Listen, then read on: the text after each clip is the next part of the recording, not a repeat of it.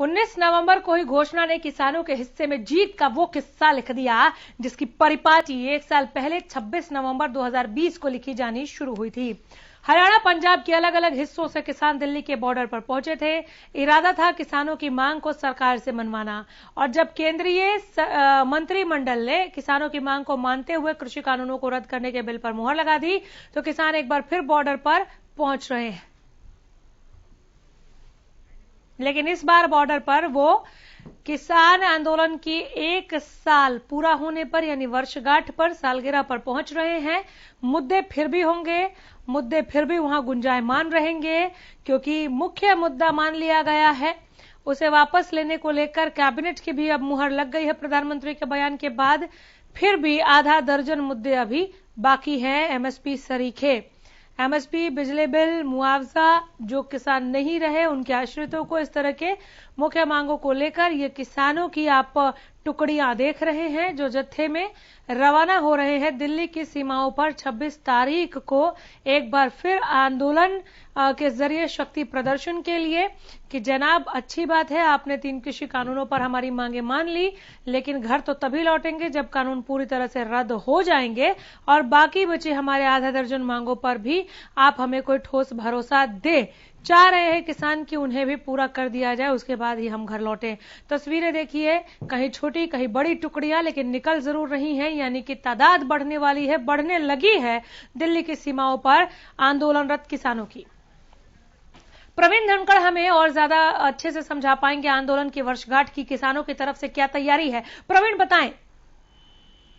टिकरी border पर आंदोलन की वर्षगांठ मनाने के लिए जो किसानों को पंजाब के अलग अलग इलाकों से, हरियाणा के गांवों से आने का सिलसिला तो शुरू हो ही चुका है। कल टिकरी बॉर्डर पर एक किसान महापंचायत भी हो रही है जो भारतीय किसान यूनियन एकता उग्राह द्वारा कॉल की गई है, और बहादुरगढ़ के सेक्टर 13 में किसान महापंचायत होगी जिसमें संयुक्त किसान मोर्चा के तमाम नेता शामिल होने की उम्मीद है। हालांकि मुख्य वक्ता के तौर पर जोगेंद्र उग्राह जो भारतीय किसान यूनियन एकता उग्राह के प्रधान है वो इसमें मुख्य वक्ता के तौर पर रहेंगे। दरअसल किसान जो कॉल दी गई है वो 26 नवंबर को दिल्ली बॉर्डर पर इस आंदोलन का 1 साल पूरा हुआ है, और उसी आंदोलन की सालगिरह मनाने के लिए और इसी आंदोलन के बीच में जो 3 कृषि कानून वापस हुए हैं उसका जश्न मनाने के लिए भी किसानों ने ये कॉल दी है और दिल्ली बॉर्डर पर लोगों को ज्यादा से ज्यादा संख्या में बुलाया है। कितनी तादाद में किसान निकल रहे हैं, आप कैसी तस्वीरें देख रहे हैं? ये जो कॉल दी गई है ये केवल वर्षगांठ को सेलिब्रेट करने के लिए है, या हम आंदोलन का एक नया रूप, एक नया चेहरा देख रहे हैं कि पिछले 26 से इस 26 तक हमने एक मांग मनवा ली जो हमारी मेन मांग थी, अब हम एमएसपी और दूसरे मांगों को मनवाकर घर लौटेंगे, या सिर्फ एक दिन के लिए कॉल है, एक दिन के लिए जा रहे हैं? थोड़ा और विस्तार में। अनामिका, जिस तरीके से किसान नेताओं से बात हुई है कि उनकी जो मुख्य मांग थी वो तो पूरी हुई है, लेकिन उसके अलावा उनकी सबॉर्डिनेट मांग से कई, जिसमें एमएसपी की डिमांड थी, बिजली बिल को लेकर था, पराली अधिनियम को लेकर था, और भी छोटी मोटी कई डिमांड थी, लेकिन उसमें 2-3 डिमांड और अलग से संयुक्त किसान मोर्चा की तरफ से जोड़ी गई है। जैसे जो किसानों पर मुकदमे दर्ज हुए, जिन किसानों की मौत हुई उनके लिए मुआवजा, किसान समाज स्तर दिल्ली जगह लखीमपुर वाले केस में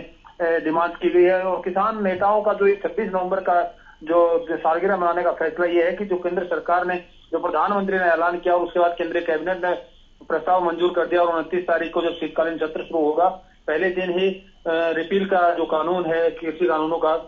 रिपील करने वाला बिल, वो भी पेश हो जाएगा। लेकिन किसानों को ये बात हजम नहीं हो रही है। जो किसान नेता है, जो असल हकीकत इस आंदोलन की है, हमने जो ग्राउंड लेवल पर देखी है, किसान नेताओं को ये बात हजम नहीं हो रही है कि प्रधानमंत्री ने बिना उनसे बात किए, बिना उनको बातचीत की टेबल पर बुलाए, बिना बातचीत का डेडलॉक तोड़े टीवी पर आए और घोषणा कर दी कि 3 कृषि कानून वापस हो गई। अब जरूरत इस बात की है कि संयुक्त किसान मोर्चा के नेताओं के साथ एक बार सरकार के मंत्री बैठे और बैठकर एमएसपी पर जो कमेटी बननी है उस कमेटी का रूपरेखा क्या होगी, कमेटी में कौन कौन लोग होंगे और कमेटी कब तक रिपोर्ट देगी, ये तमाम बातें तय कर ली जाए तो ये आंदोलन जो किसान सड़कों पर बैठे हैं वो अपने घर की तरफ भी बढ़ लेंगे। अन्यथा जो किसान अब आ रहे हैं 26 नवंबर को, कल जो यहाँ पर और आज अभी भी रात को पहुंच रहे हैं, वो किसान यूं ही यहीं पर बैठे रहेंगे, और जो रोटेशन के आधार पर किसानों को आना जाना है वो प्रक्रिया भी चलती रहेगी।